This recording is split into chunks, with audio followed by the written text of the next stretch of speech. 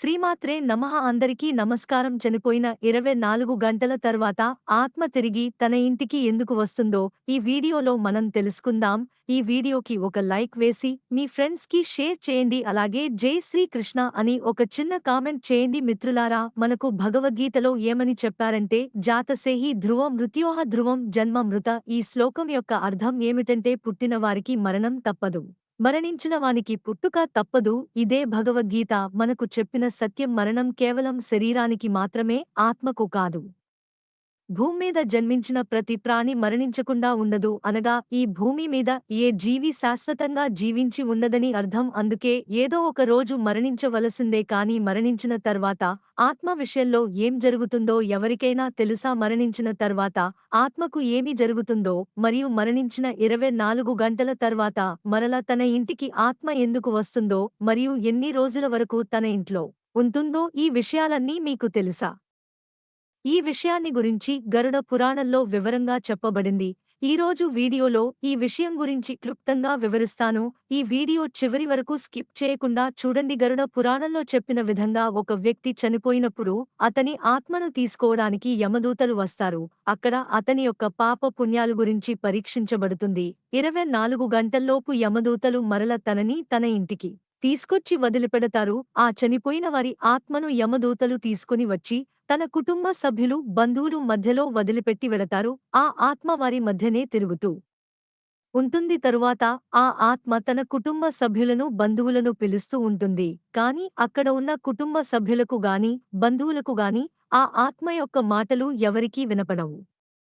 ఆ చనిపోయిన ఆత్మ అది చూసి చింతిస్తుంది, మరియు ఆత్మ పెద్ద శబ్దాలతో వారిని పిలుస్తూ ఉంటుంది. అప్పుడు కూడా తన మాటలు అక్కడ ఎవరు వినిపించుకోరు. చనిపోయిన వారి ఆత్మ తన శరీరంలోకి వెళ్ళడానికి ప్రయత్నం చేస్తూ ఉంటుంది, కనుక తన శరీరంలో ప్రవేశించడానికి వీలుకాదు.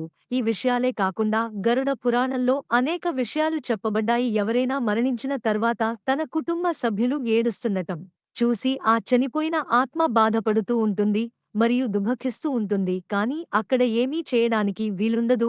తన జీవితంలో తాను చేసిన క్రియలను జ్ఞాపకం చేసుకుని దుఃఖిస్తూ ఉంటుంది. యమదూతలు చనిపోయిన వారి ఆత్మను వారి కుటుంబ సభ్యుల మధ్యలో వదిలిపెట్టి వెళ్ళినప్పుడు ఆత్మ తిరిగి వెళ్ళడానికి యమలోక మార్గం గుర్తుపట్టదు, మరియు అంత శక్తి కూడా ఉండదు. గరుడ పురాణం ద్వారా చెప్పబడిన విషయము బట్టి ఆ చనిపోయిన ఆత్మకు 13 రోజుల వరకు పిండదానం చేస్తూ ఉంటారు. అప్పుడు మరణించిన ఆత్మ యొక్క అంగముల పునర్నిర్మాణం జరుగుతుంది. మరియు 11వ 12వ రోజు పిండదానం చేయబడినప్పుడు దాంతో శరీరం మాంసముతో యాతన శరీరం నిర్మాణం జరుగుతుంది. మరియు 13వ రోజు పురోహితుడికి దానం చేసి ఆ ఆత్మ యొక్క పిల్లదానం చేసినప్పుడు దానితోనే యములోకానికి మార్గం గుర్తించబడుతుంది. చనిపోయిన ఆత్మకు 13 రోజులు పెడదానం చేయడం ద్వారానే ఆ ఆత్మకు మృతలోకము నుండి యమలోకానికి వెళ్ళడానికి మార్గం ఏర్పడుతుంది. అందుకే గరుడ పురాణంలో చెప్పబడింది ఏమనగా, ఎప్పుడైతే ఒక మనిషి మరణం జరుగుతుందో ఆ మరణించిన వారి ఆత్మ వారి యొక్క కుటుంబ సభ్యులు మధ్యలోనే తిరుగుతూ ఉంటుంది. మరణించిన వారి యొక్క ఆత్మ యమలోకమునకు వెళ్ళడానికి 1 సంవత్సరం అనగా 12 నెలలు పడుతుంది. ఇక్కడ మనం గ్రహించవలసిన విషయం ఏమిటంటే 13 రోజులు మనం మరణించిన పెండదానము చనిపోయిన ఆత్మ యొక్క ఆహారముగా తీసుకుని ఎవరికైనా పెండదానము చేయనట్లయితే వారి యొక్క పరిస్థితి ఏంటి అనే ప్రశ్న ఇప్పుడు మీ మనసులో కలుగుతుంది. ఈ విషయాన్ని కూడా గరుడ పురాణంలో వివరంగా తెలుపబడింది. అది ఏమిటంటే ఎవరికైతే పెండదానం చేయబడదో వారిని బలవంతంగా యమదూతలు ఉంచుకుంటూ యమలోకం తీసుకెళ్తారు. అందువలన చనిపోయిన వారి ఆత్మ చాలా కష్టం అనుభవించాల్సి వస్తుంది. అందుకే హిందూ ధర్మంలో 13 రోజులు వరకు పెండదానం చేయాల్సిన అవసరం తప్పనిసరి ఉన్నది.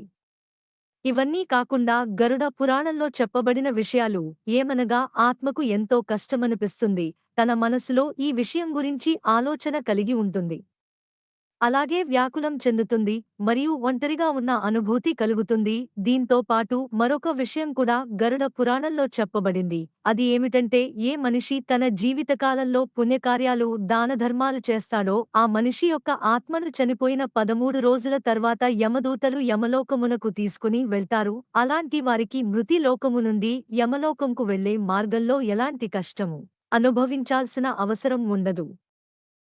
అలాగే ఏ మనిషి తన జీవితకాలంలో పాపపు పనులు చేస్తూ మరణించినట్లయితే అతని ఆత్మను చాలా కష్టపడుతూ దుఃఖపెడుతూ యమదూతలు యమలోకంకు తీసుకెళ్తారు. దాంతో వారి ఆత్మ భయంతో వణికిపోతుంది. ఆ ఆత్మ వారిని క్షమించమని అడుగుతూ ఉంటుంది. కానీ వారు క్షమించరు. మరణించిన ఆ ఆత్మ యమలోకంలోకి చేరినప్పుడు యమధర్మరాజు ఆ యొక్క ఆత్మను వృత్తి లోకంలో చేసిన పాప కార్యాలను బట్టి శిక్షను అనుభవించడానికి నరక లోకమునకు పంపిస్తారు. నరకంలో ఆ శిక్ష అనుభవించిన తర్వాత ఆ ఆత్మను తిరిగి మృతి లోకమునకు పంపిస్తారు. అయితే చనిపోయిన ఆత్మ తిరిగి 24 గంటల్లో మరల మీ ఇంటికి ఎందుకు వస్తుందో అర్థమైంది అని అనుకుంటున్నాను. మా వీడియోస్ చూసినందుకు ధన్యవాదములు. దయచేసి మా ఛానల్ని లైక్ చేసి సబ్స్క్రైబ్ చేసుకుని